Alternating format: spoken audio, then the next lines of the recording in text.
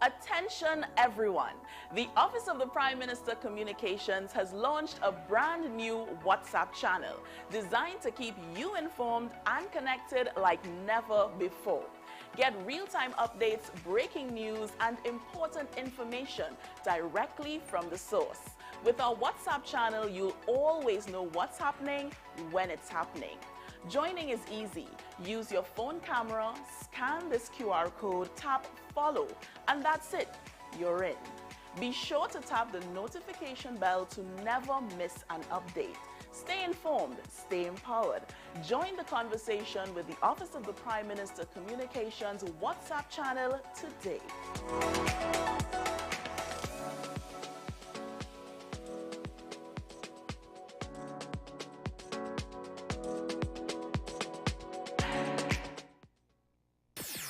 WESN.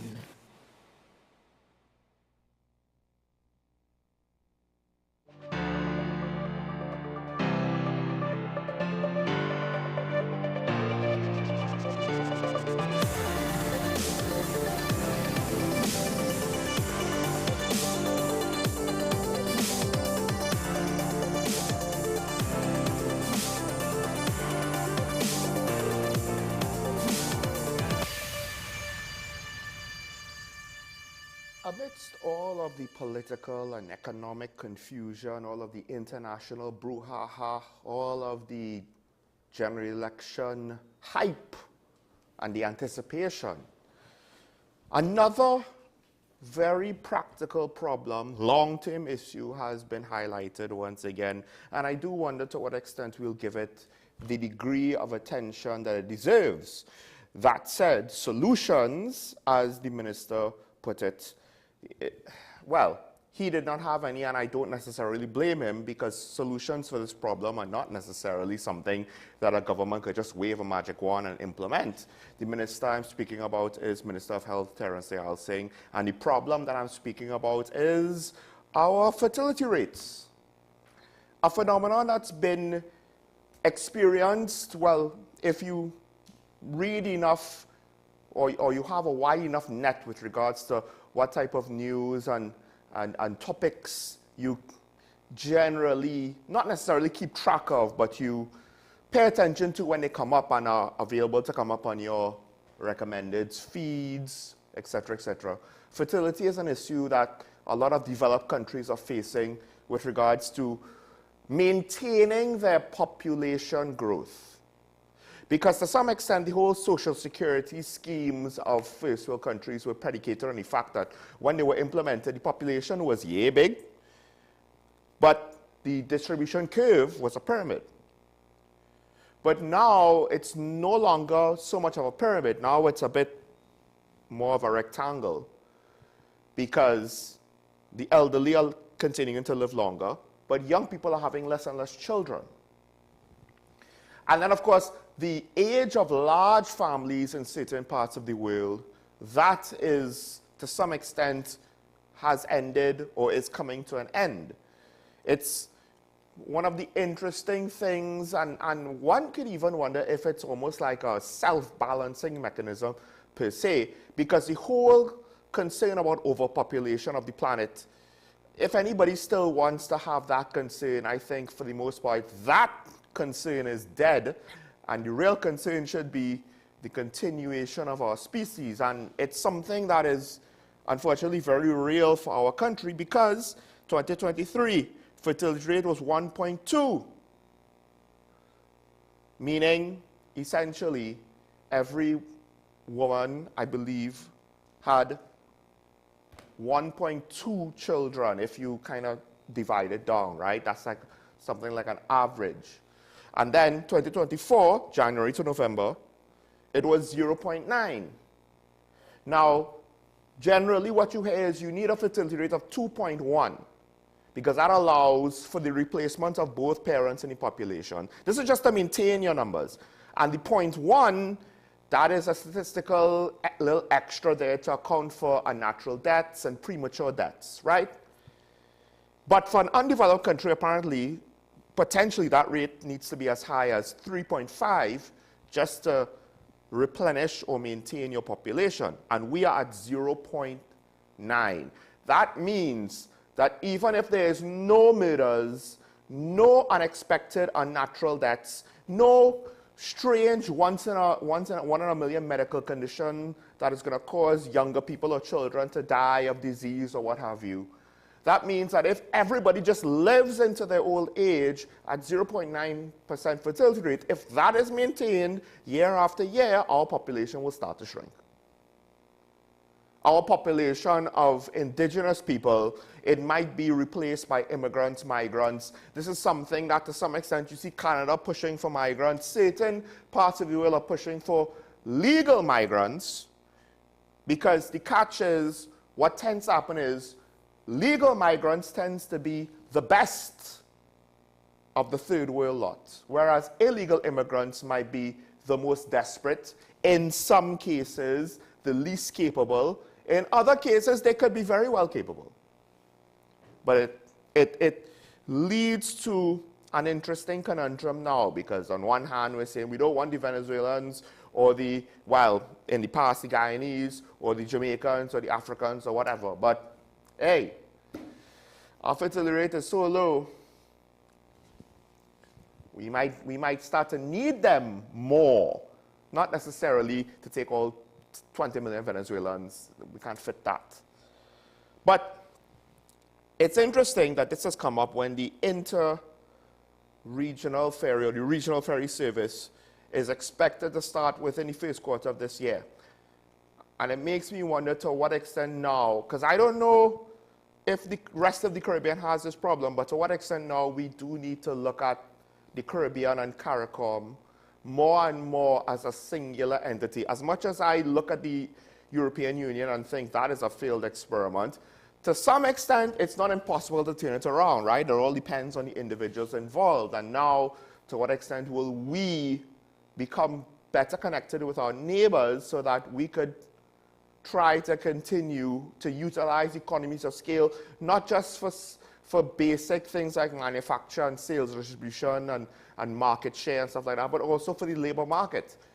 The only problem is the labor market healthy enough for all of this extra complication?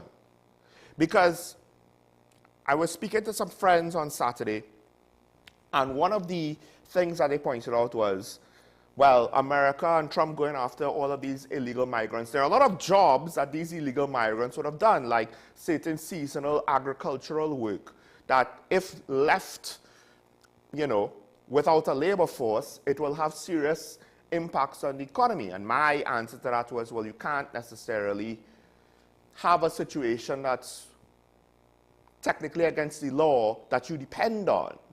You need to figure out a way to fix it, and just deporting illegal migrants doesn't fix it. You have to do more than that. You have to be willing to look at your laws, because at the end of the day, your laws are set by you. And to what extent do we have the capacity to look at our laws and look at it in greater detail?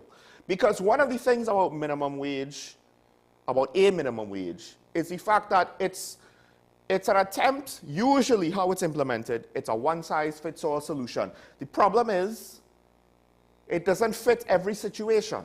In some cases, the minimum wage actually would be better off for the employees involved for it to be lower. A lot of restaurant workers in certain cities in the United States, like in New York and stuff, they basically, that's what they said. Because they were living off of tips, because of the expectations of tips in a city like New York, and the fact that, look, the check is just like the base thing of consistent cash flow, but I get enough tips to survive. But if the restaurant can't afford to keep me, then I can't get tips, then I don't have a job. Meanwhile, in some cases, the minimum wage probably could be higher, right? I don't necessarily know. To some extent, I know this may not be a minimum wage talk, but with police officers and teachers, arguably, they're underpaid, right? Now, to what extent is paying them more going to incentivize better people in those jobs and better service in those roles? But my point is, we do need to look at how our job market is structured more than just, oh, they need a living wage, so let's just increase the minimum wage. What about young people with starter jobs who would have worked less responsibilities for less hours, and traditionally, at least in other parts of the world, the rate of pay might not be the same. But the point is there are lesser jobs and you could hire multiples of them and they're only working for a couple of hours. They don't need a job to be able to rent a house. They just need a job to have a little bit of responsibility, learn a little bit of life lessons, right?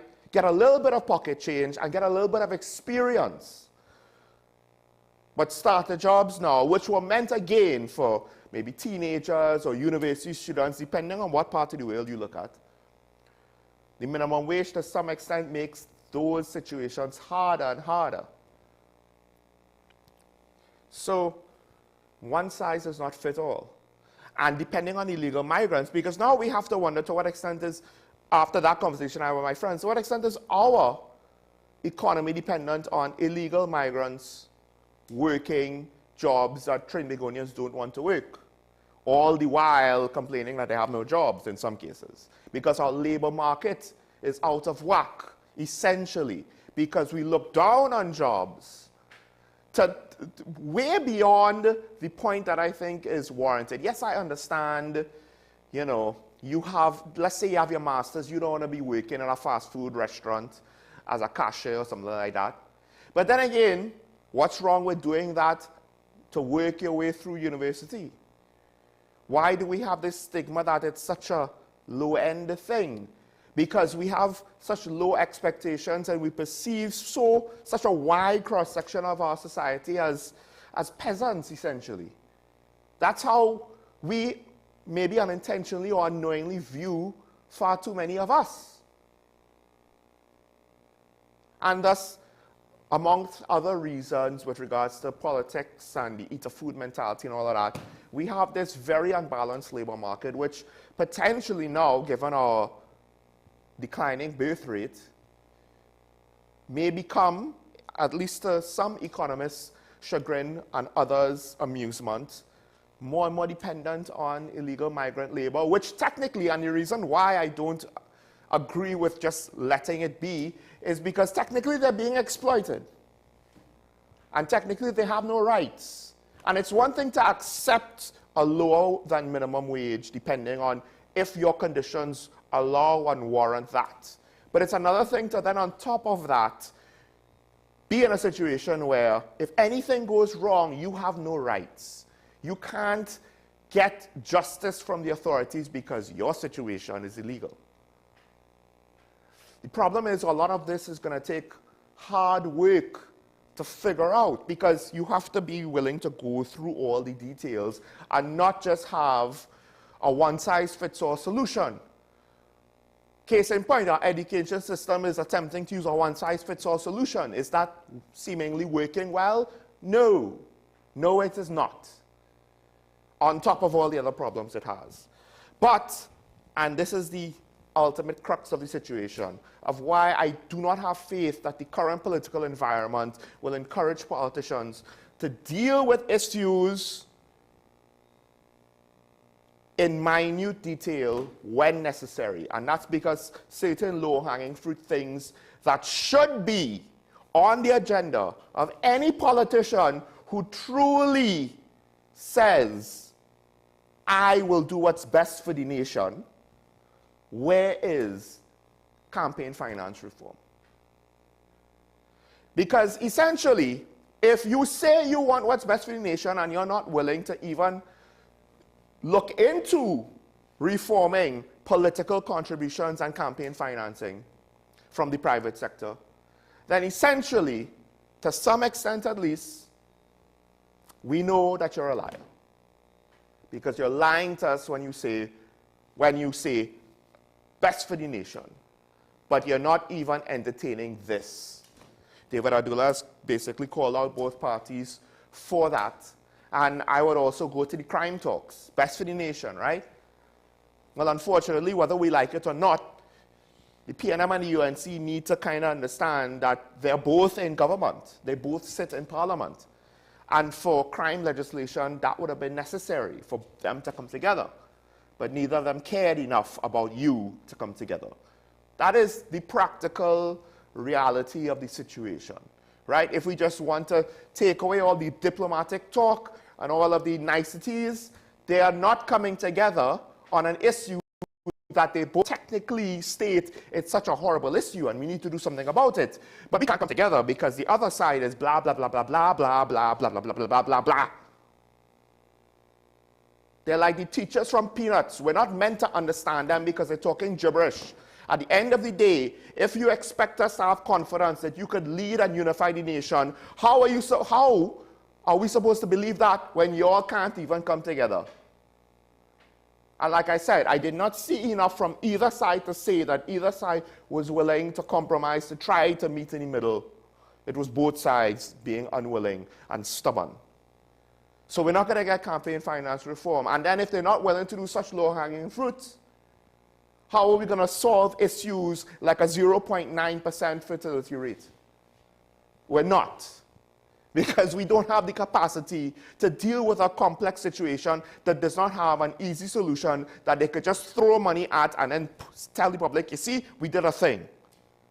There's no such thing like that here from what I imagine. Maybe I am wrong, and you could call in later and let me know that.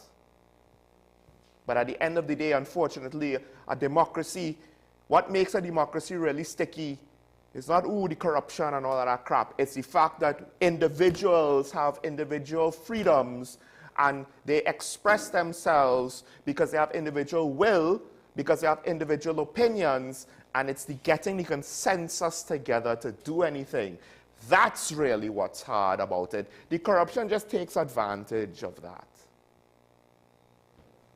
Let's take a break. When we come back, we'll get into, of course, what is the top story of the day, a continuation of the top story from last week, Friday. Stay tuned. This is Talking Point at WESN. I'm sure Michael Small. We'll be right back after this.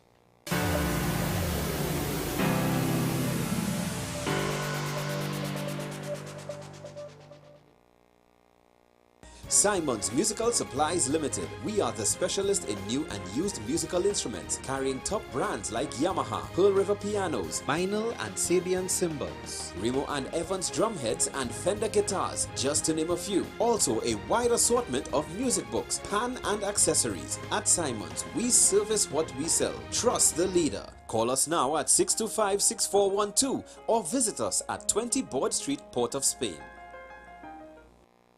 Do you need treatment for obesity or any related abdominal procedures? The community hospital now offers minimally invasive laparoscopic surgery done by an American-trained, board-certified surgeon with over 20 years' experience. Give us a call at 235-5479 for more information. The Community Hospital of Seventh-day Adventist, where good private health care is affordable. The best for your baby is at thebesttoys.com. From the best strollers, car seats, baby carriers, high chairs, booster seats, rockers, jumpers and bouncers, walkers, baby blankets, feeding accessories, bathtubs. Visit us in store at Forces Flagship McLean. Shop online now at thebesttoys.com. Order via call or WhatsApp at 332-BABY. And remember, we have the best toys at the best prices. SM Group International Limited, your solutions partner for the latest innovations, brands and competent staff to meet your needs. We provide products and services in the following divisions: executive services, event rental and services, power and heavy equipment, construction and property management, food and beverage, aggregate and sales and distribution. Check out more on our products and services at www.smgrouptt.com. Contact us at 221-7445 or email at info@smgrouptt.com. We are SM Group International, your solutions partner.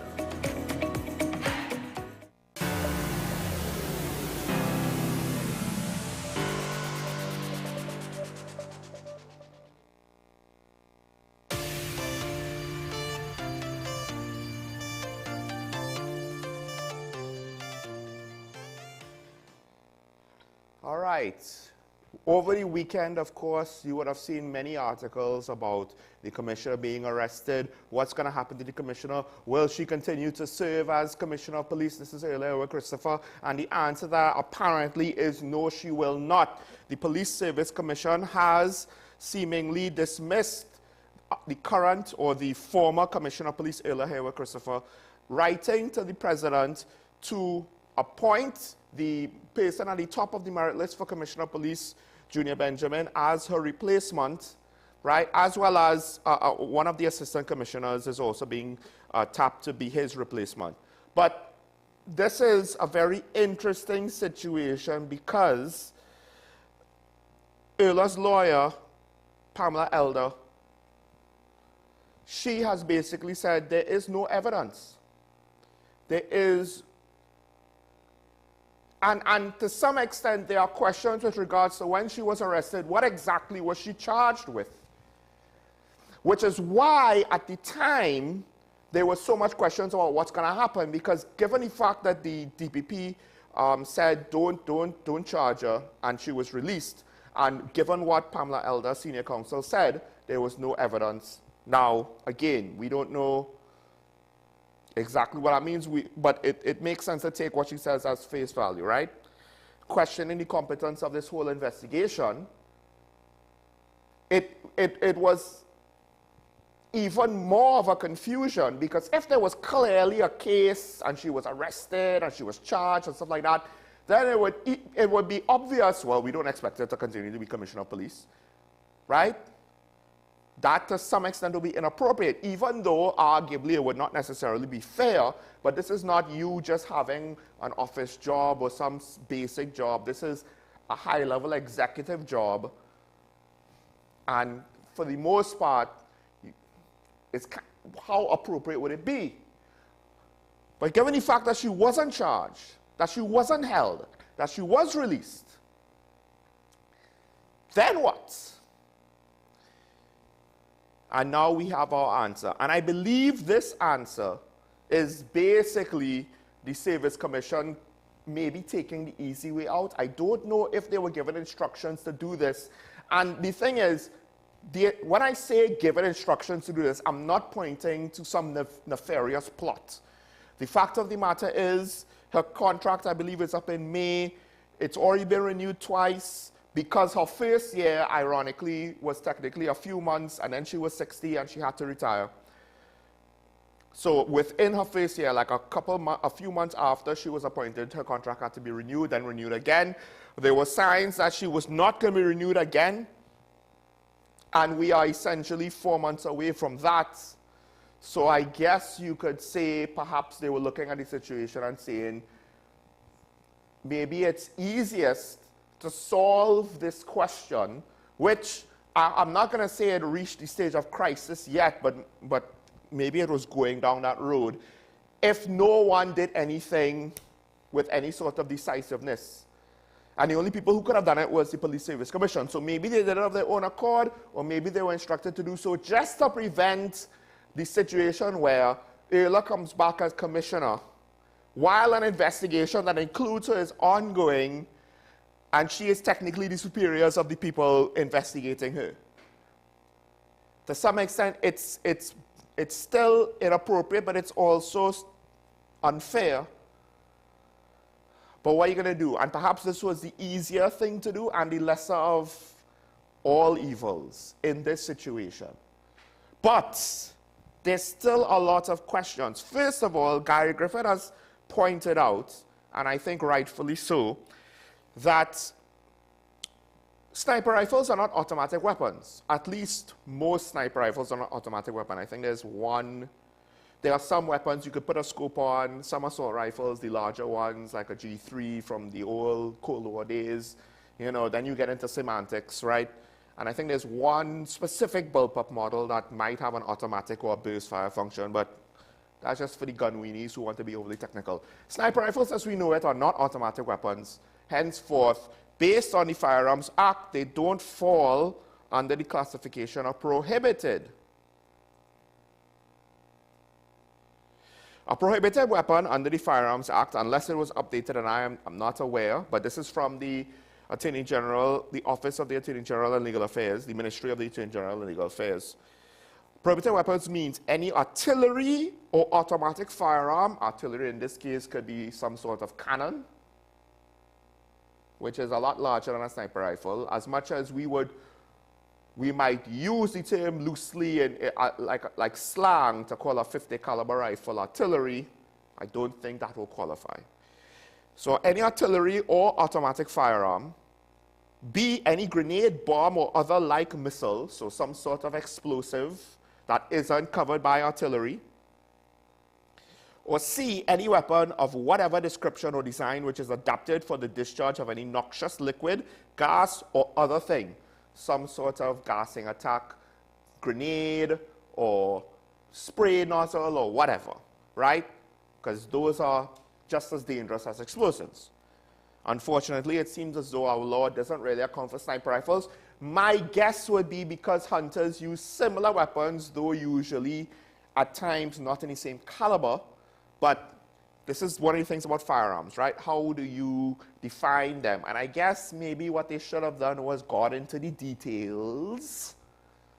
Because usually a hunting rifle and an anti-personnel sniper rifle for the military are not the same thing. Yes, a hunting rifle could be used to kill a person, but it's not like the level of threat and what it could do.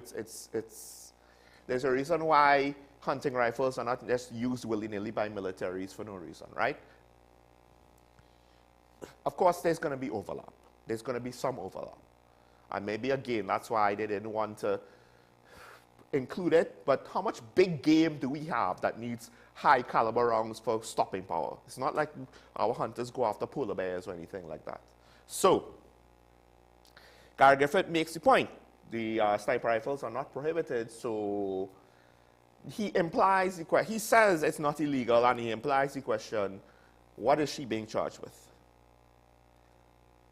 Because potentially, and this may be like a hole in our legislation. Again, we need to update our legislation on a lot of things, apparently. This might be one of the reasons why they weren't necessarily able to charge her with anything, or if they attempted to take a case to court, the judge now would, I don't know what the judge would do, because I'm not sure if it would be a good thing if we have a ruling that says sniper rifles are prohibited weapons that has no basis in the legislature, right? Which I don't know if common law could do that, but as a layman, I think it potentially can happen. So then, given the fact that this whole situation has a hole big enough for Guy Griffith to drive a truck through, then it comes to the question, what is the motivation behind this situation?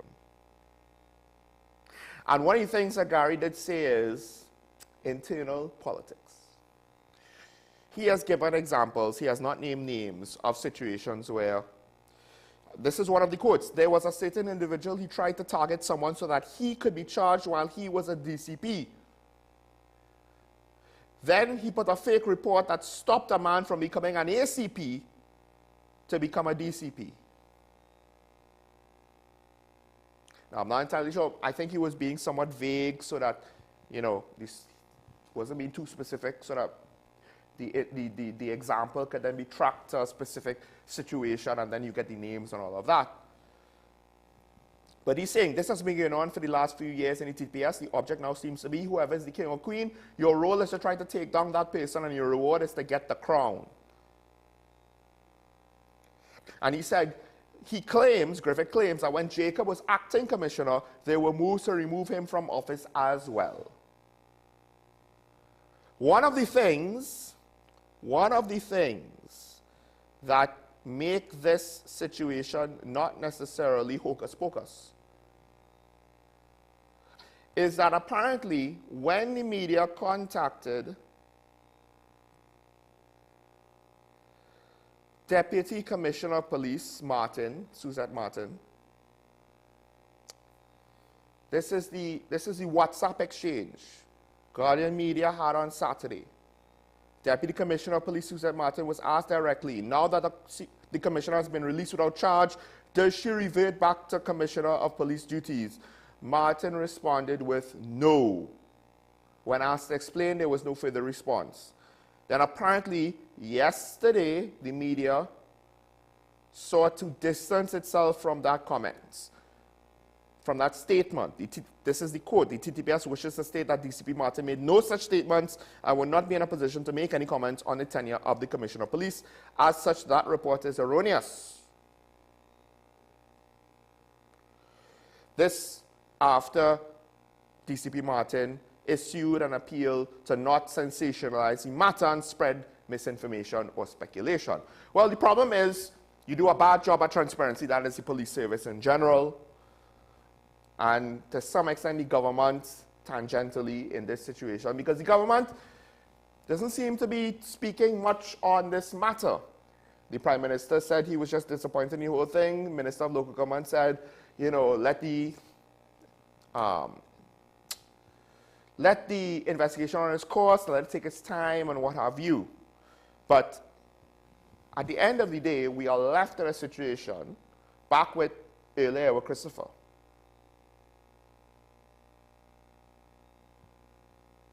Is she going to now be able to sue the state? Because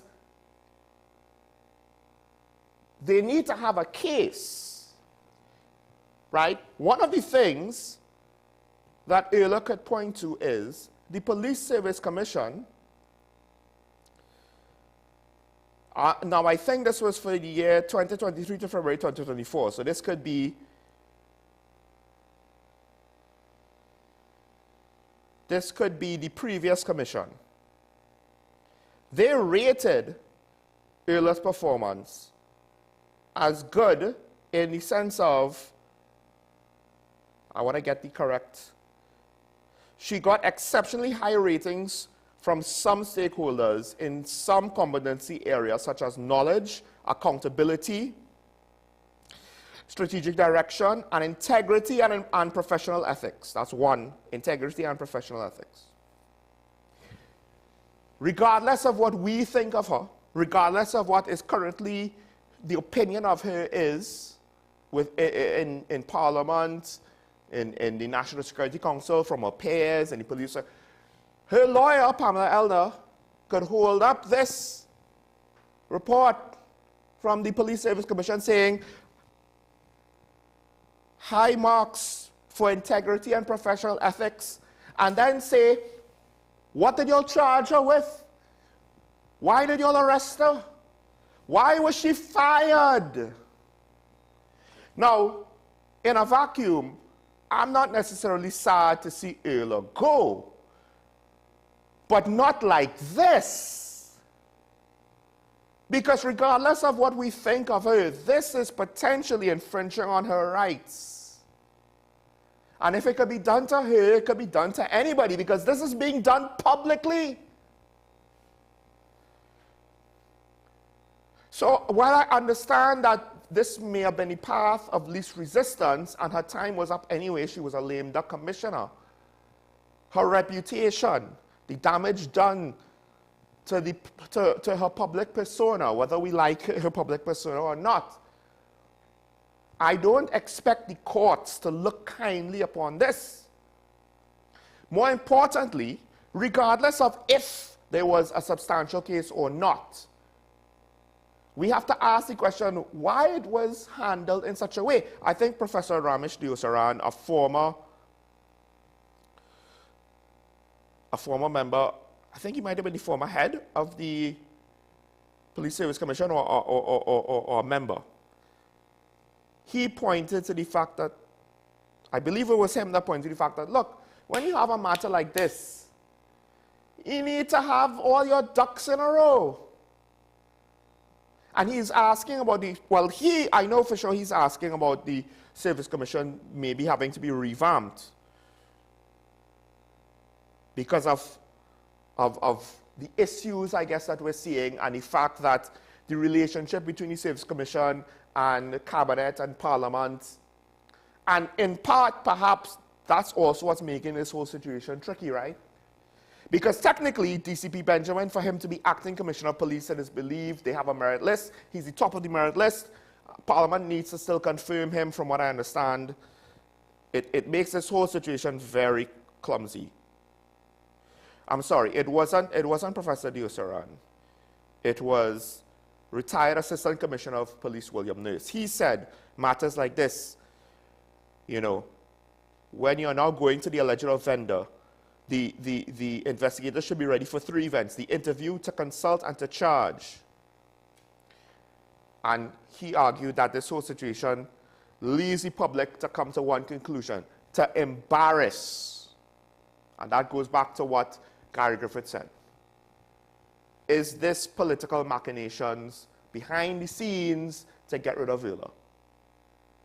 Right? We have no direct evidence to say that is true.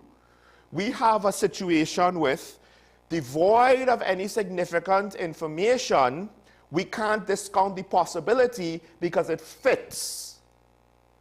It fits what we know. That doesn't mean it's true. That doesn't mean it's accurate.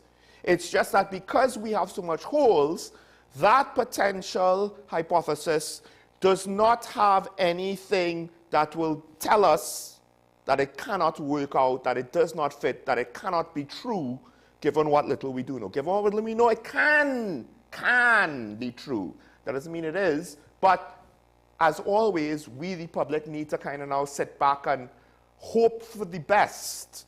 And given history within the last couple of years, we should really expect the worst. Because usually the best is not what happens. Just ask Dragon Gas.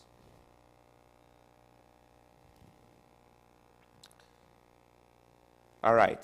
I think we'll just close off with one last topic here, just a minor thing.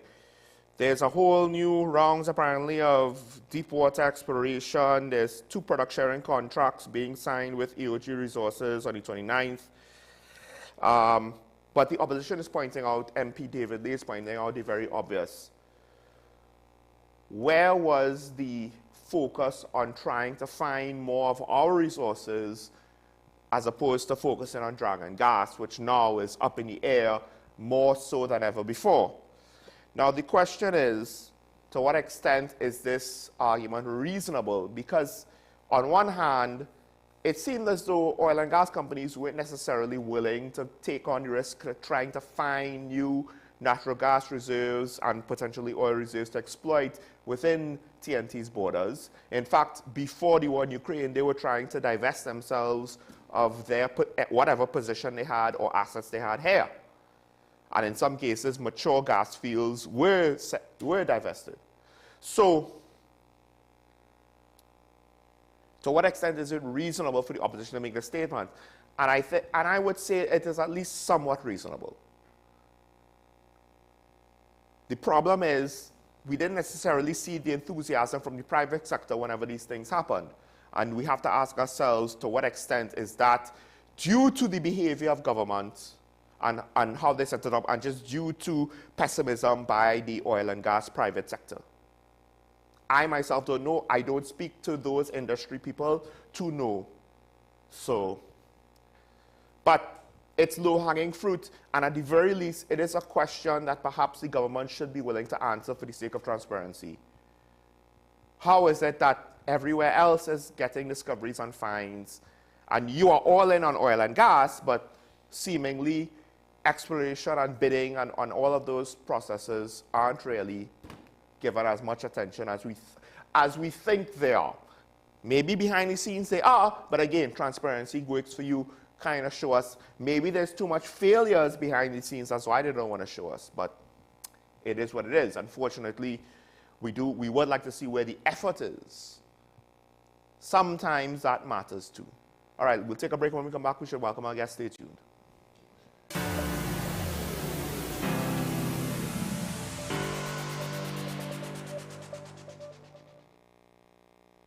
Transform your home with PCU Plus. From stylish furniture to the latest appliances, we have everything you need to create your perfect space. At PCU Plus, we offer fair prices and affordable financing options that are cheaper than hire purchase agreements. With convenient locations in San Fernando, Tobago, Arima, and our lifestyle showroom in Barataria, you're never far from the best deals. Visit PCU Plus today and discover why we're the top choice for quality furniture and appliances. PCU Plus. Quality you trust. Prices you'll love. Visit one of our locations or find us online to start transforming your home today.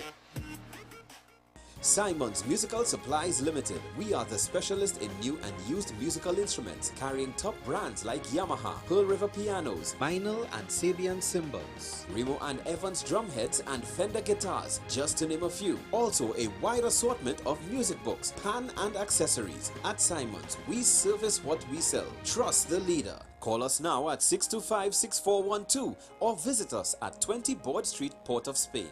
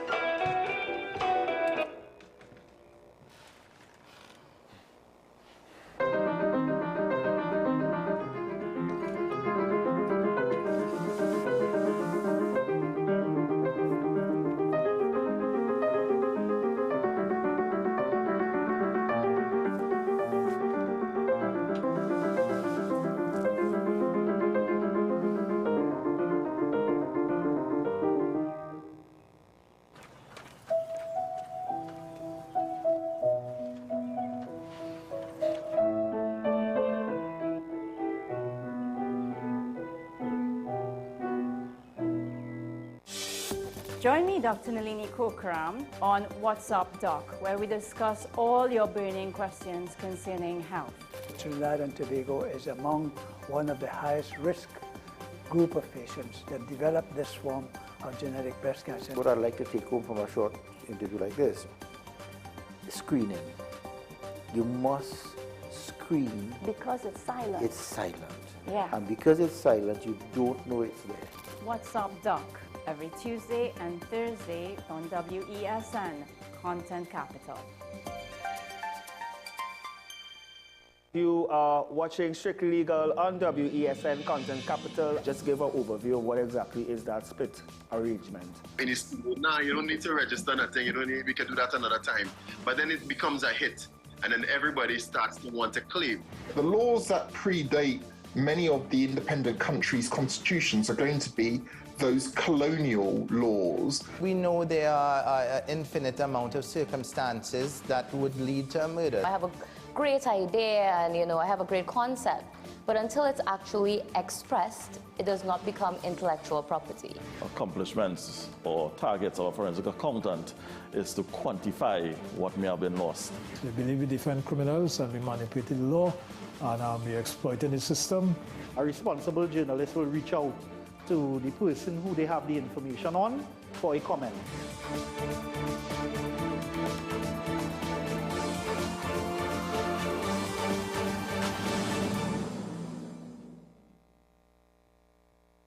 This is Face of Sports, WESN Content Capital. How you felt about the kiss on the lip? That's the business. I'm nothing to do with that. I find that was distasteful. The national senior team, whether you like it or not, that is the model for all other teams to follow. I'm assuming that the regional requirement may be a much stricter requirement. This is not about Pro League and Super League. This is a league run by the Normalization Committee that I'm responsible for. Nobody expected FIFA to fund this arrangement. If we don't get a professional attitude towards this, we are doomed for failure. You break the balance, trip the leg, control the body. They ain't gonna stand put forever. Why you want the Chiefs to lose so? Why you want the Chiefs to lose so? They already have two. Lamar don't Why? have. You're jealous because you know the Chiefs getting closer to the Patriots. Let's go to the last part. No, let's go to the last part.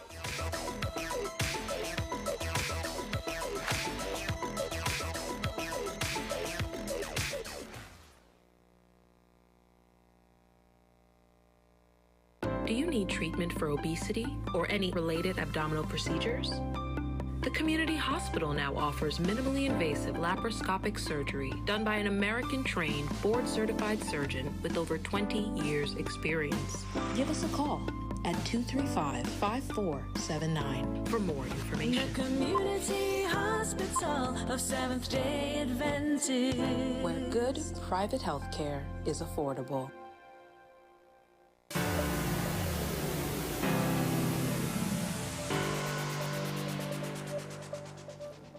I'm back here on Talking About the WESN Content Capital, joined by our media ambassador for the TTPS. Now, I know, yes, what the big story is, but I just like to caution people that, technically speaking, such things have to come from people besides the media ambassadors, and this is not anything new, and I would just remind people of that. But we'll see.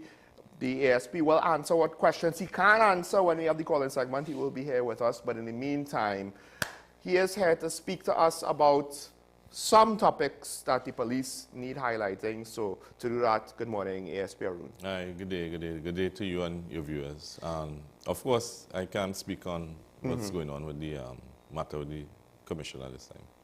Right. One thing you can do, just to confirm with me, because I said I looked up the Firearms Act, sniper rifles are technically not listed under prohibited weapons. As far as you're aware? As far as I'm aware, that a prohibited weapon is basically an automatic, fully automatic weapon. So like we at the TTPS and the Army, we have prohibited weapons because we are exempted from using them. And we can use them, of course. Those are prohibited because of the capacity of the weapon.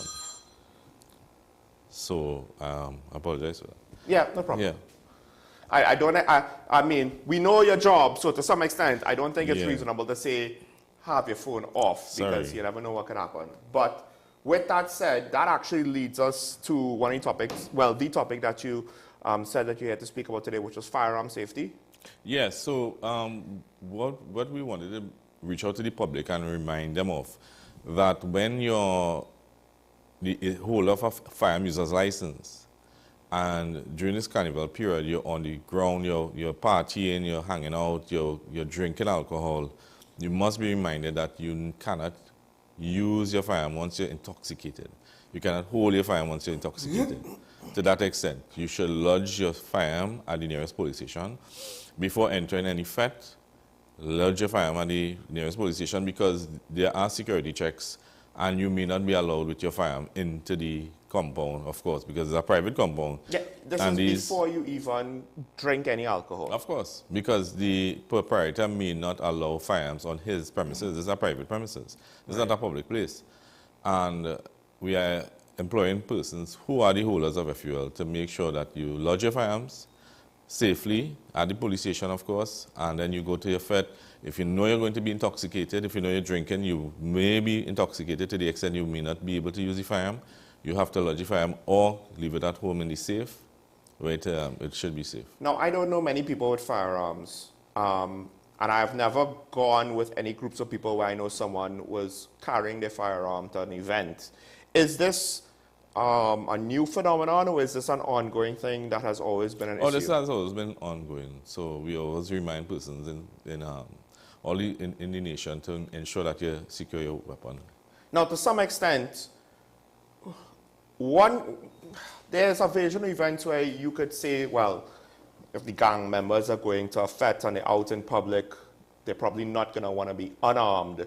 Right. So if you now, as Joe Public, have your gun, you might also potentially be hitting red flags that the police might start to look at you. Because, again, I myself would think, let me not, if I had a FUL, let me not carry it out to a public event where alcohol and chaos will reign, right? Yeah. But, I mean, to some extent, will that also be one of the things that police will be looking at? Why do you even have this here? Yeah. Yeah, of course, because we would be concerned that you're going into a public place where alcohol is being used. I mean also, you can go to a bar with your firearm and purchase something, and it doesn't stop you. You're not exempted. This is a normal bar. This is a normal bar. Right. So fetes and parties, but it is a different setting in that it's a private location. It's not open to members of the public that can just enter without paying. It's ticketed. Yeah. So the proprietor may not allow you in with the firearm. So if they allow you, well, okay, no problem. But to some extent, like, if you say if they allow you, if somebody has special permission from the event organizer and they specifically wave them through, Yeah. then that would be allowed. Yeah. But you can't just assume that. Most people, Correct, yeah. generally speaking, unless you have some affirmative declaration, Yeah. the basic assumption is you don't have permission, so you can't. You shouldn't, yeah. I mean, alcohol and weapons shouldn't Yeah, mix. just- Yeah. So you shouldn't enter the private premises of a party in that setting, such a enclosed setting with a firearm. If somehow, because usually, like, I remember one of the few fests I ever went to, I believe there was security checks. Yeah, they do, right? yeah. If somehow you got in and you essentially smuggled the gun through security. Well, once you're the whole of FUL and you get in, you haven't committed any offense. You haven't committed an No. offense. But you could potentially be asked to leave the premises. Of course, the proprietor has all rights to exclude you from the event, eject you from the event, if it is that they believe that you are a threat to members of the public.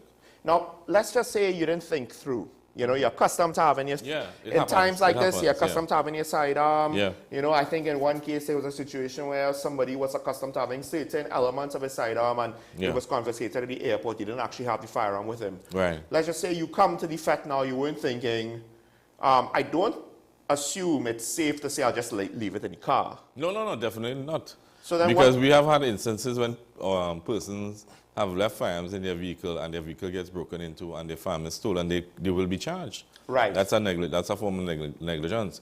Your safe spaces to secure your firearm is at home, in your safe, on your person, or at the police station.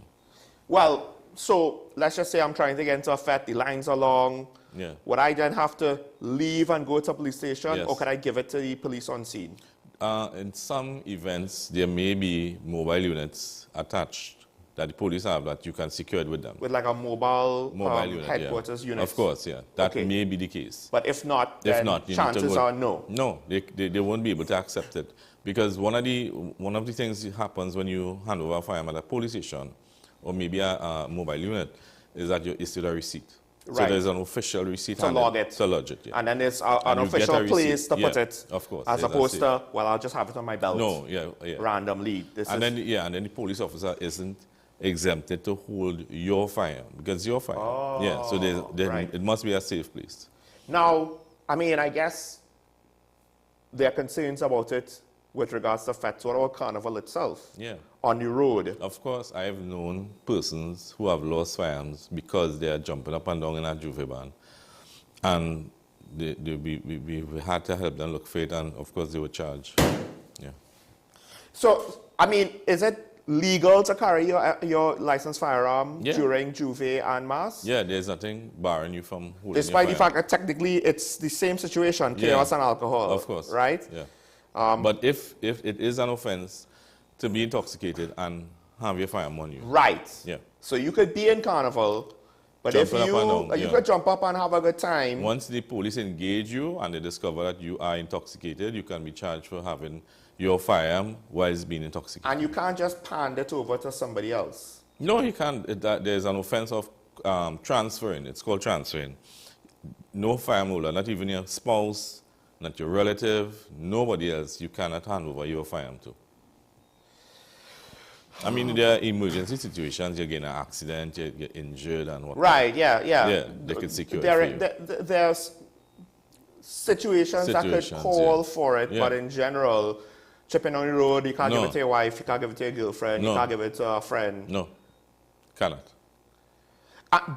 Well, I guess carnival bans in this case may not necessarily have the same amount of right to bar you from entry. It's up to them. Because this is the thing, we know that carnival bans will have the rope and to kind of keep other people out, but at the same time, they're on a public street, right? Yeah. So I think generally speaking, the rope is more like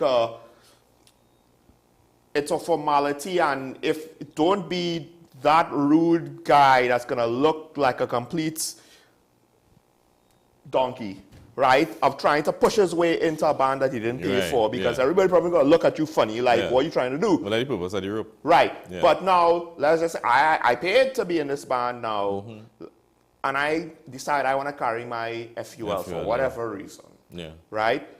I guess there's nothing, I doubt there's anything they could do. No, right? but if the police were to engage you for whatever reason, a report is made to a police officer, the police officer receives the information that you have a firearm, the police would engage you. If they find that you're intoxicated, they could seize the firearm and take you into custody. Right, and what would be the, if you are, either you are intoxicated with the firearm or you give it to someone to hold. Can't do that. Right, what would be the kind of penalties people will be looking at if this happens? I'll have to research that. I'm not too positive. But I mean, one can imagine it's not going to be anything light. No, it's under the Firearms Act. It's 1601. All right. I mean, this is just one of those things. And just a reminder, and something that I myself did not know until I believe you told me, children aren't supposed to hold firearms. No, nobody under the age of 25. Which is why... Unless you're exempted, you're a police officer that was yes, trained. Yes, you could be a police officer at 24, 23. At 18 years. At 18 years, and between 18 and 25, you could be a police officer, or I guess a soldier. A soldier, and you would be exempted from holding a firearm. No, I say that because I do have to change my stance. This is nothing to do with you, but our whole situation with the photos of the teenagers with the guns. Okay, technically, that might just be against the law, but that's a whole other thing with that minister, and I'm sure someone's going to bring it up again because firearms are brought up again. And I actually thought it was no big deal until you told me, well, no, you can't. You can't do this. Yeah, but those are real firearms. Right. Right. So if it's a imitation firearm for the purposes of training. Okay. You have that. We have that as well. Ah. Yeah. Okay. Okay, well, so I don't know in what we won't comment anymore about that situation, right? Because I myself am more annoyed by that situation than I have any real like fire and brimstone to see that resolved, right? Yeah. But I mean, that's another kettle of fish with regards to imitation firearms, right? But you're talking about training models that are not to be within the possession of the public. Correct. But we have training models that feel and have the same weight and carry about as a regular firearm. Okay. Yeah. All right. All right. We'll take a break. When we come back, we'll open the phone line. Stay tuned to Talking About WSN. We'll be right back after this.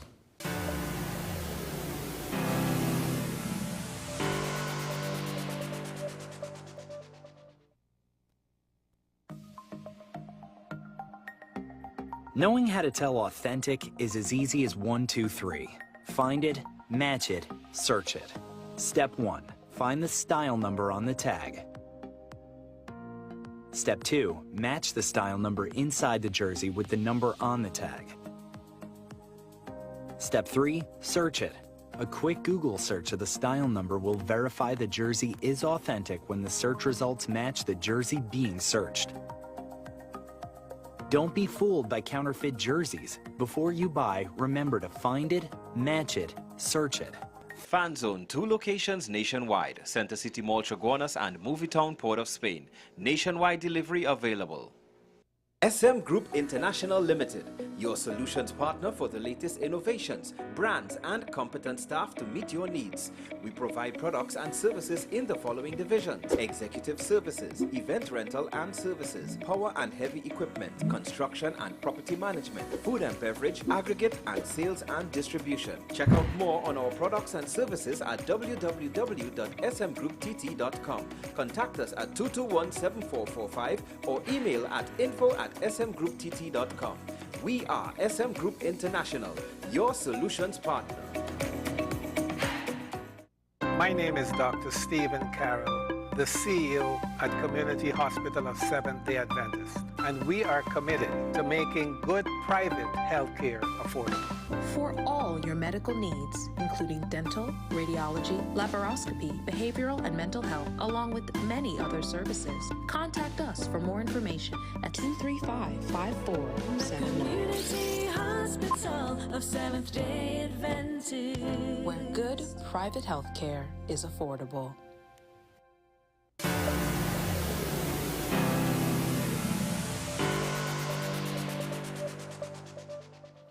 And we're back here on Talking About WESN, the Content Capital Show. Michael Small with ASP, Christopher Roon, TTPS Media Ambassador. Yes, we know what the big story is. I would imagine that most media ambassadors are not able to speak on that story, at least not directly with regards to the specific details. But if you have any general questions for law enforcement, ASP Arun will answer them as best as he can. Also, we have found the penalties for being drunk while having a firearm. They seem to be $20,000 imprisonment for 2 years.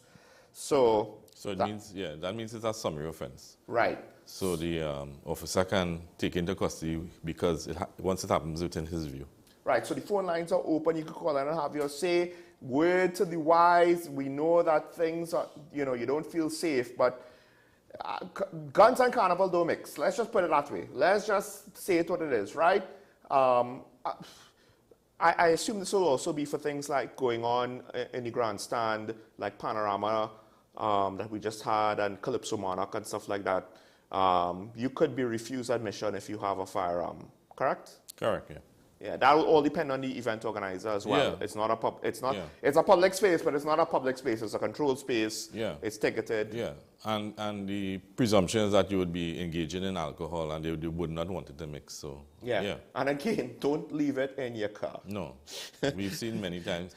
We have always been, to be honest, we have always had most cooperation from. Mostly a lot of cooperation from members of the public in securing their firearms. So those occasions that would have happened is very far and few apart. Right, those are the exceptions. Those are exceptions. One thing, since we don't have any callers yet, that I did mention to you yesterday that I want to speak about, the suspect with regards to the death of 3-year-old Jeremy George, suspected arsonist, he died in police custody. Only this time, he was said to be unresponsive when officers found him hanging from his neck by a jersey. Right. And this is one of those things where you've told me it's not as, what's to say, unlikely as you would think. Yeah. This is a concern that authorities have when you're incarcerating anyone. Because one of the things, as a prisoner, as a member of society, you have is the right to be treated humanely. And one of those rights include being clothed. So we can't deprive you of being clothed in a cell because it's your human right to be, especially if the cell is cool, it's concrete, it's bars and whatnot. So you would have clothing. We would remove the belt and the shoelace and whatnot. So we leave you with your socks and your sneakers and your pants and your jersey. But we don't totally deprive you. One of the things we would do is if we recognize that you have the capability, not the capability, you have the the want to kill yourself, we would then take away the clothing. We'd have reasonable cause to deprive you of the clothing, and then we would remove it totally from you. So that could happen. So if there was an attempt before, we wouldn't just leave you with the clothing knowing that you would have tried it.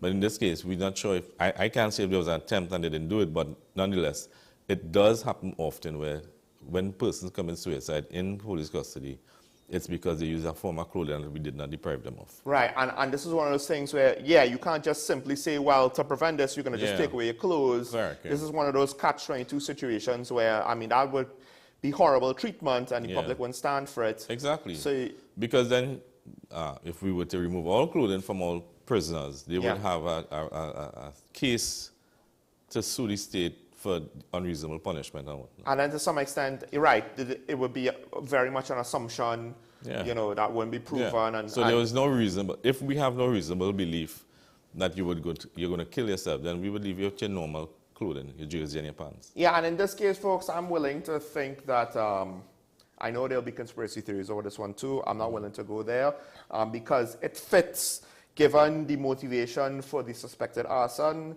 and the results. That's all I'll say about that. We do have Move on the line. Good morning, caller. You on the air? Good morning, gentlemen. Morning. Morning. Yes, Officer Arun, I questioned you, I believe it was last week, about what the law states or doesn't state about bars being able to play music as loud as they choose any time of the day or night. Yeah.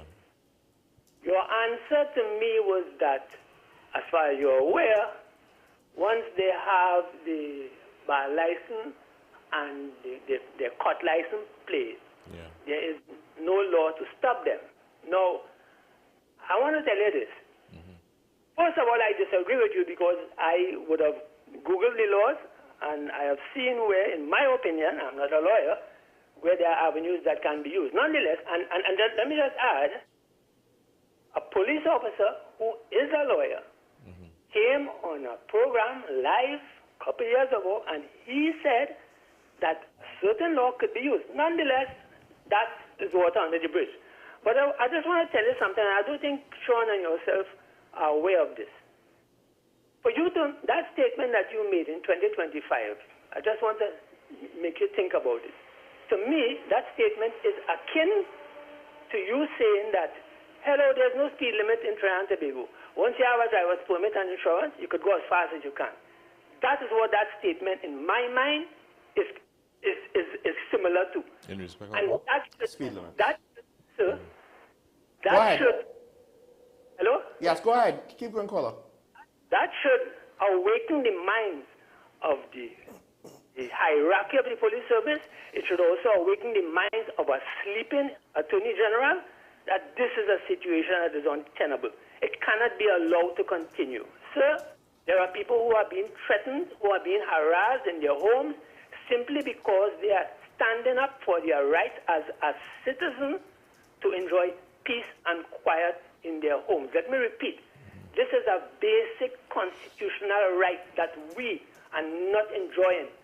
And the police service cannot continue to give us excuses, give us reasons. It has to be addressed. And I keep saying so, I will never stop saying so. And I will tell you this also in closing. When the police are responsible for the police service could never deal with this situation. Over and out. Thank you, Paul. I think you were speaking to what used to happen. We didn't hear it clearly. What I'll say is this, given I believe what you may have said in the past, the thing with speeding, because that was the example that the caller used, saying that, well, what you're saying is akin to if you have a license, you could just drive as fast as you want. But there are laws governing how fast you could drive. Right, yeah. but consider this. If we're on the highway and the police doesn't have a speed gun and you're speeding, well, if the police can't necessarily prove that you are actually speeding, then we can. Depending on the circumstances, a defense lawyer could get them off, of right? Course, yeah.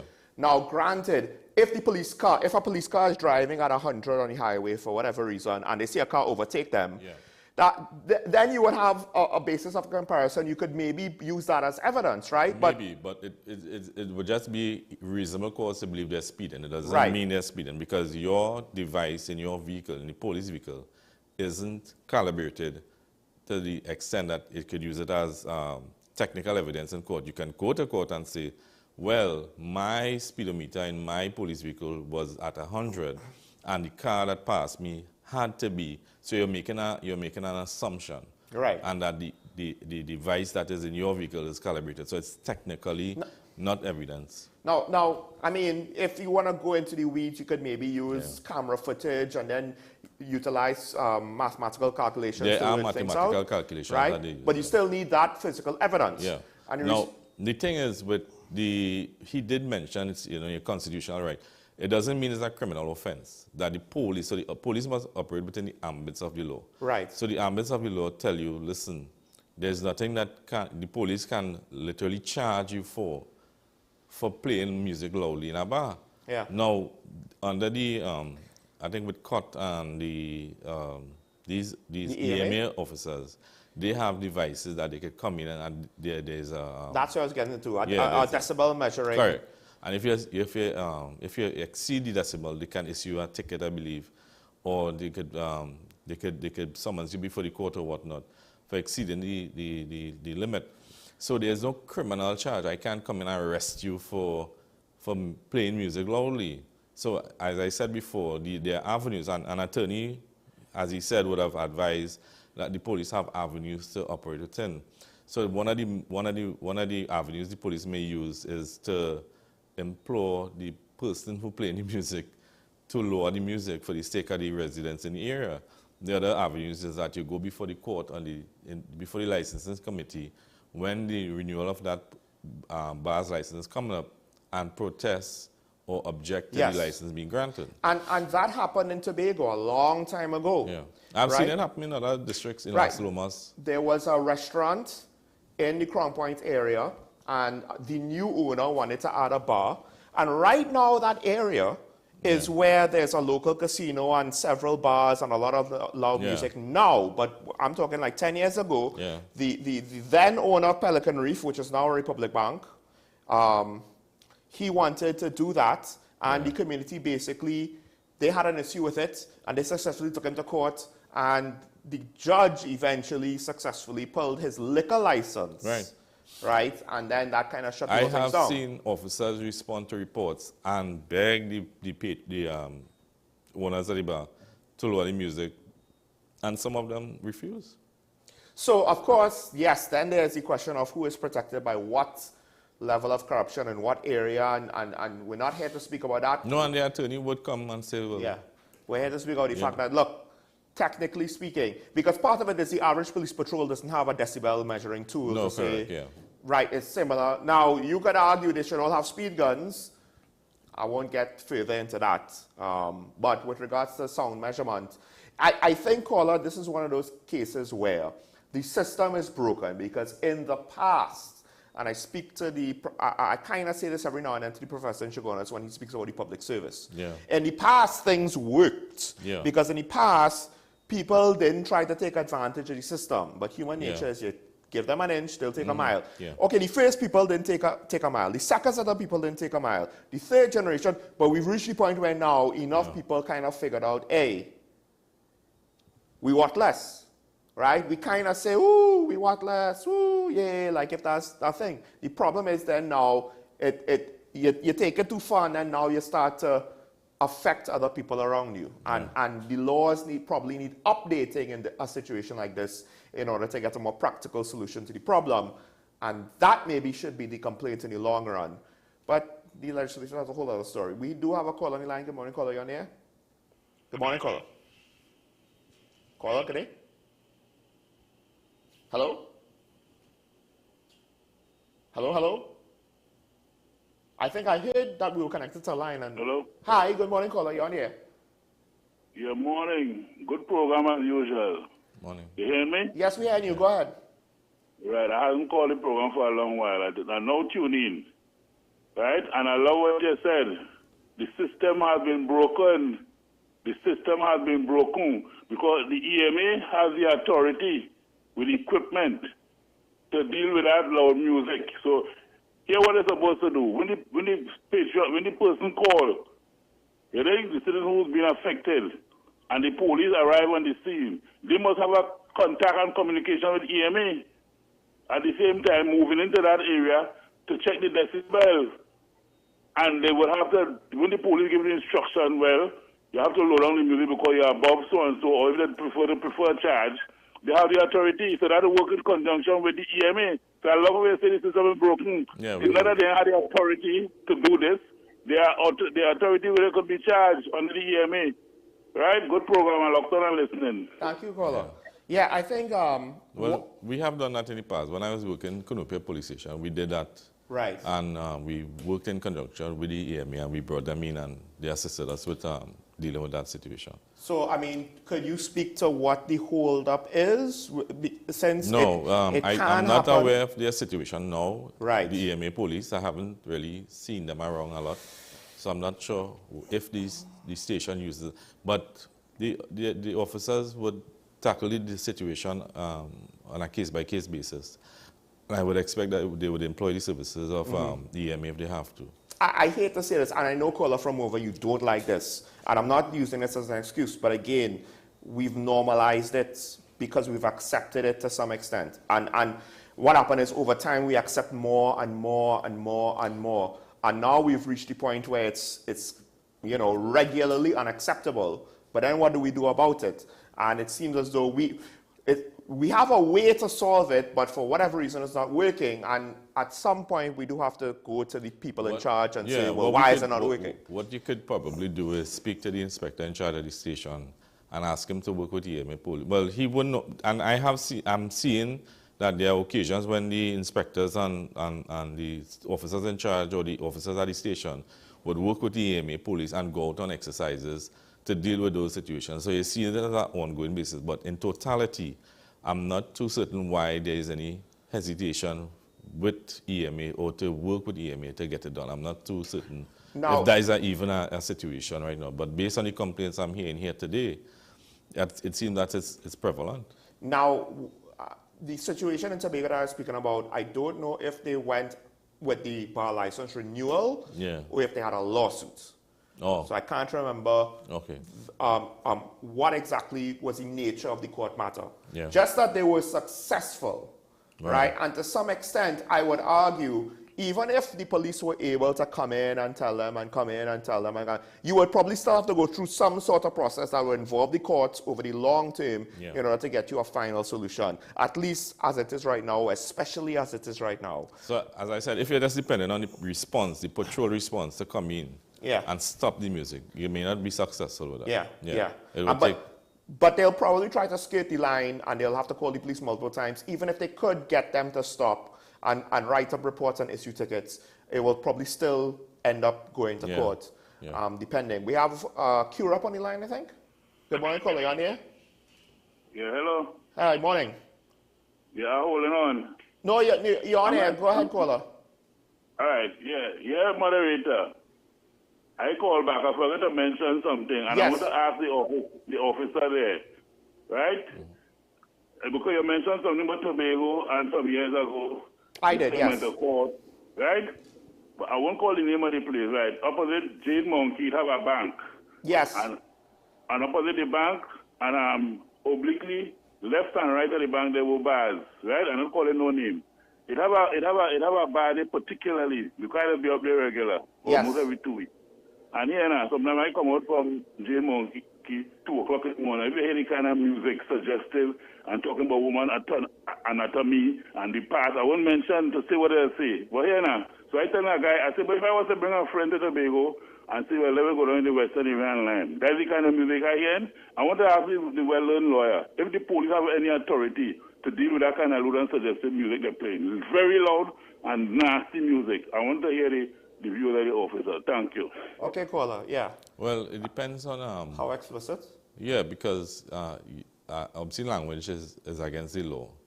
And you cannot publish obscene print and whatnot. But in terms of music, you cannot play obscene language in a public place. So that would be offense. But he's talking about lewd, what? Suggestive? Well, I mean, I guess he didn't necessarily give us specific in the legal sense. He said that they spoke about women's anatomy. But and the in thing what is, language? In that area, all of the bars, they're not enclosed. They're open air, and the music is out into the environment. Yeah. But the thing is that based on the culture of Trinidad and Tobago, we tend to sing music, songs with connotations, and so I'm not too certain. Right. But if they use explicit obscene language, they can be charged for it. And there's a police station right up the road. Well, in Crown Point. And hopefully the officers would know that. It's far enough where I'm not going to assume that they could hear the music. Yeah. Right? But it's close enough that if it was that much of a problem, you could report it. Yeah. I myself have never had that situation where, so it could have been a specific song in a specific time period. From my experience on the field, I would have, when I responded to those type of reports, I tend to have asked the proprietor to lower the music, especially if it sounds a bit obscene. This is to tell you how normalized noise pollution has become, because that same example that I was talking about, he is speaking about it in the current times with loud music, right? And that happening now. Multiple, and the thing is, back then it was one bar, right? That area was actually an area with a few restaurants, and he wanted to put a bar. And he wanted the bar to open later than the restaurants, right? And to have loud music and people liming in the road and not necessarily blocking the road, but you know what I mean, right? On the roadside and stuff. And essentially what that businessman wanted to do exists there today, not just one bar, but I think like you could argue 4 or 5 bars, right? One of them, they have people drinking from the AM. We're talking like you're passing 9 a.m. and they have people already starting to drink, right? Nothing wrong with that. So nothing wrong with that, but my point is, this whole, the situation just started to slowly accept what 10 to 12 years ago, they went to court to stop. It actually might be as much as 13 years ago. They went to court to stop. So that's just to show how our culture kind of is tolerating and normalizing it. Yeah. And then it kind of makes it now hard for the authorities to continue to enforce the law if there is no actual overall will or stomach to want to see it done, because the politicians are going to weigh the complaints with the people who want it, right? And if the complaints are not enough in their mind, they're not going to do anything about it. This is Scarborough. Crown Point, like Crown right Point. down the road from the airport and the police station. Okay, well, I'll speak to the inspector in Crown Point. But far enough away that I don't think the music is going to carry, right, to say that the police station is going to really kind of No, because I get the impression from the caller that the content of the music is obscene. Because there are music being played openly obscene. Yeah. Right? And because there are two versions of music that are always made. If you're in an enclosed nightclub, yeah, is that okay or no? No, it's definitely it's still not okay. Yeah. If you're in your private home, that might be different. But once members of the public have access to a place that makes it a public place, then you can't play it like that. If you're having a lime home, yeah, that's maybe different. That's different. Yeah. But similarly to fets in a nightclub, they have the right to say, and they do, I believe, because they search you, right? Yeah. No firearms. Correct. Yeah. No firearms. Those are private. Yeah. If it's a private place and you have to pay to come in, there are conditions to come in. It's not a public place. Right, but because you are the members of the public are exposed, it's not like a private residence or something like that. It's almost like if you're kind of having to deal with both a public and a private situation. In that private access because of firearms, but public in the area, no explicit language on the music. We have Mova back on the line with us. Good morning, caller, you on here? Yes. Not about things have become normalized, Sean. I'm not saying it's okay, caller. No. I understand that. What I'm saying is, what we need to say is that the authorities continue to not do their job. They are failing. When I told you last week how ashamed I am of my country, all of this is why we have too many people in Trinidad and Tobago sitting down on their rear and not doing their job. The Attorney General can deal with this matter easily.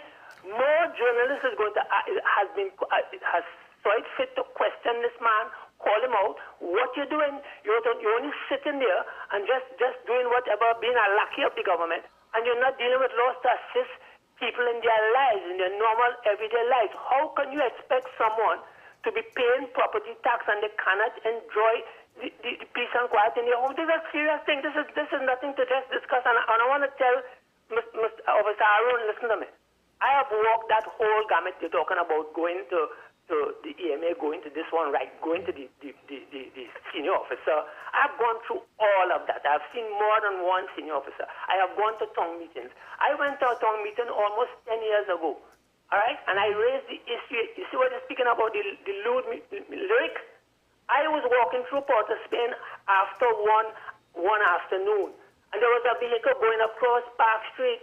If you heard the lyrics, and I raised that in the town meeting, I said, but if you heard the lyrics out of that car, 1:30 in the day, there's a school right there, right? And the officer said they were looking to it. I said, but what you're looking into, you all know, this is years ago, in a town meeting in the old fire station and over.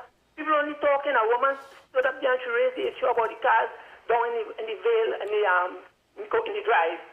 When they come to PH, when they come to turn around and drop people, they're making noise and disturbing the school. This is a serious thing, you know. This is a serious thing. Children can't study. They are sick people. And only all talk. It's only all talk. Yeah. The talk has to finish.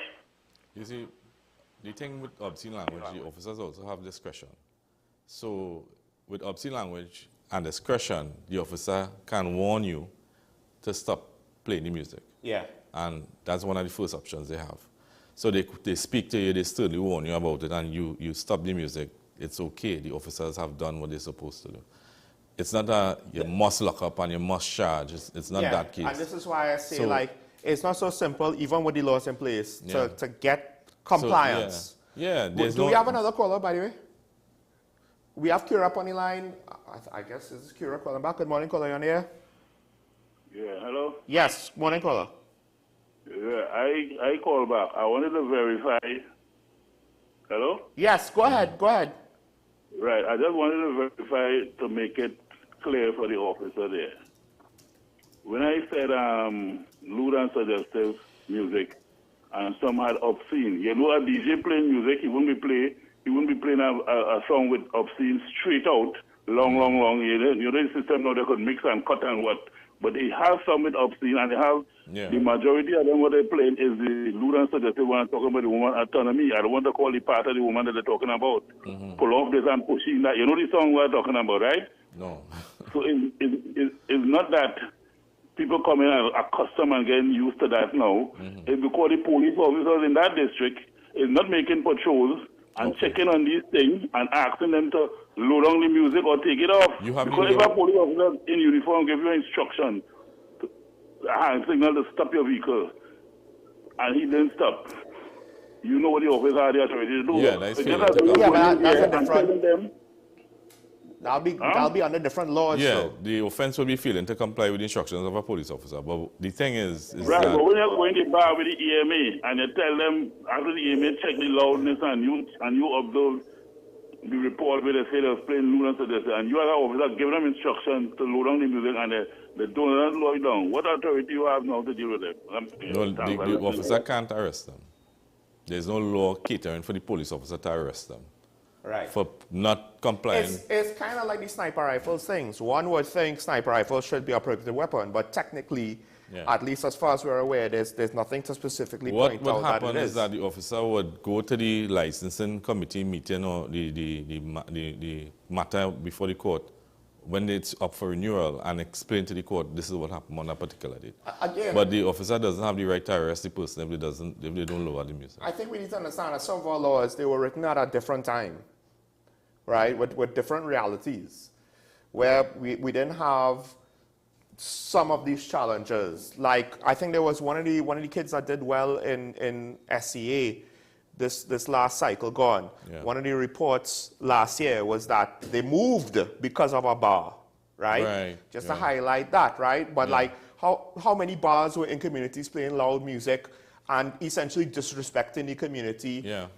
Was that a problem before? I would argue probably not, because... No, but there are long-standing bars before they came out with certain laws. There are long-standing bars that have been open near schools. So now, to open a bar near a school, you would really have to prove to the committee that it should be granted. No, but my point is, I think back in the day, you know, there might have been a little bit more respect. And it would have been easier than if the police went in to say informally, hey, you know, people complaining, put it down. Right. So there are laws in cases like maxi taxis, where you must have a license to have a radio.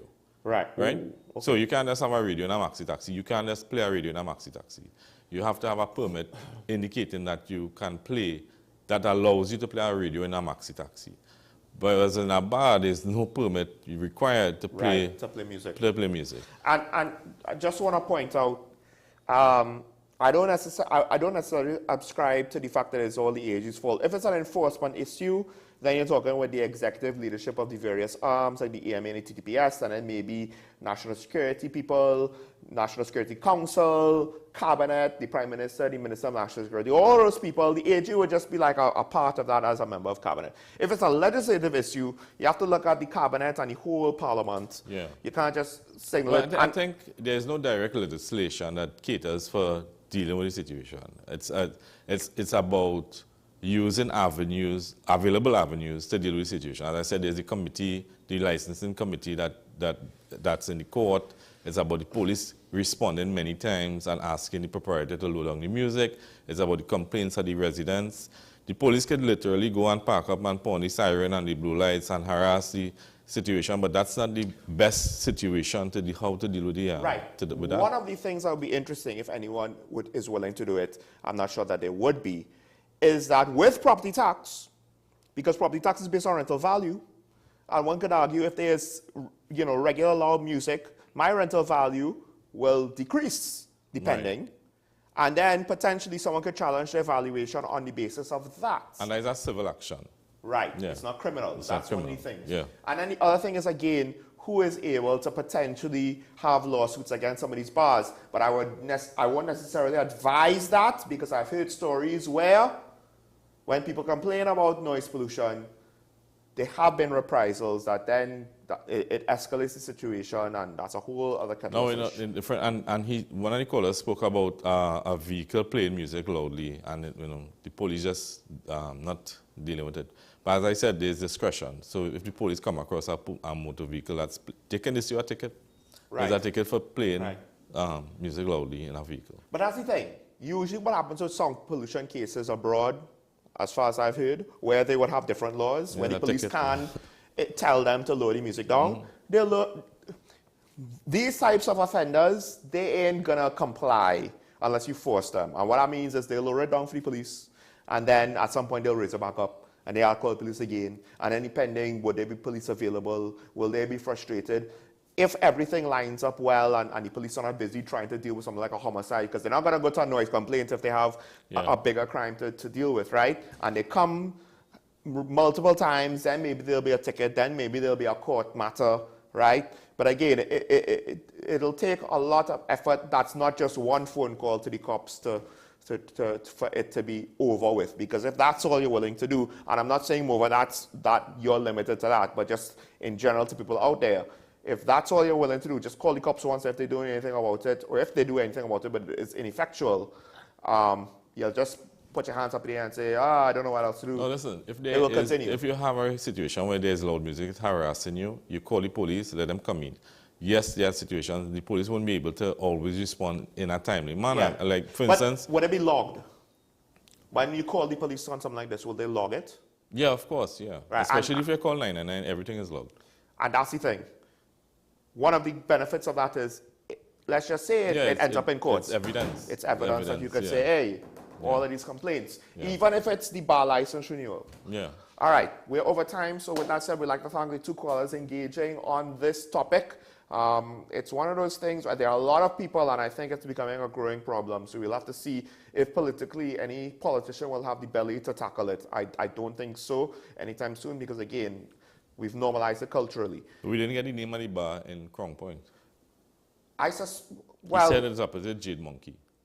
There are many. Oh, there are and many. I don't think the specific name matters. But, okay. I'll speak to the inspector. Right? But police do patrol. I have seen police there at night. Right. Right? So what I suspect happens is, when they're there, we'll won't play certain things. Nonetheless, I'll speak to the inspector. But when they're not there, bam.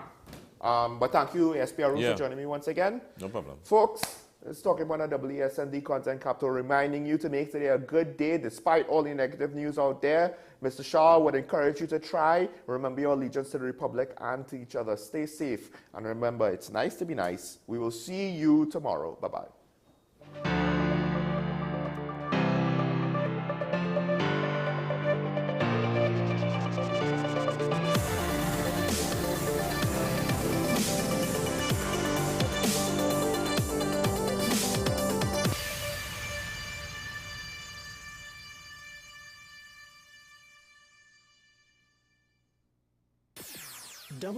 WESN.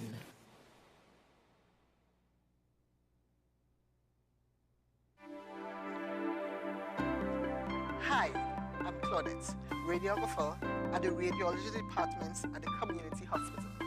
We offer high-quality service with state-of-the-art equipment in X-ray, ultrasound, CT, and mammogram. Come, our friendly staff awaits you. Give us a call at 235-5479. The Community Hospital of Seventh-day Adventist, where good private health care is affordable.